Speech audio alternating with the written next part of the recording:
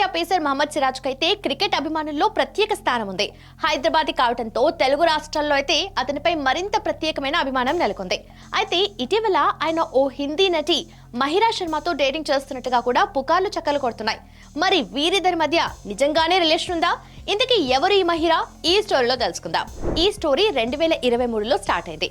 Instagram లో Mahira Sharma ఫోటోకు Mohammed Siraj like చేయడంతో ఈ రూమర్స్ మొదలయ్యాయి. అప్పటి నుంచి వీరి మధ్య ప్రేమ ఉందని ప్రచారం అయితే సాగింది. మహిరా తల్లి కూడా ఈ విషయాన్ని ఖండించిన సోషల్ మీడియాలో చర్చలైతే ఆగలేదు. తాజాగా మహిరా శర్మ ముంబైలో మార్చి 20న జరిగిన ఓ అవార్డు వేడుకలో పాల్గొన్నారు. అక్కడ ఐపీఎల్ గురించి ఫోటోగ్రాఫర్లు ఆమెను సరదాగా టీజ్ చేశారు. ఈ వీడియో వైరల్ కావడంతో మహమ్మద్ సిరాజ్ తనకు సంబంధించిన అసత్య వార్తలను ప్రచారం చేయొద్దని స్పష్టం చేశారు. తాను మహిరాతో డేటింగ్ లో లేనని, ఇది నిరాధారమైన పుకారం మాత్రమేనని తేల్చి చెప్పారు. ఇంతకీ మహిరా శర్మ ఎవరు? జమ్మూ అండ్ కాశ్మీర్ కు చెందిన మహిరా శర్మ నవంబర్ 25, 1997లో జన్మించారు. ఆమె ఉన్నత విద్య కోసం ముంబైకి వలస వచ్చారు.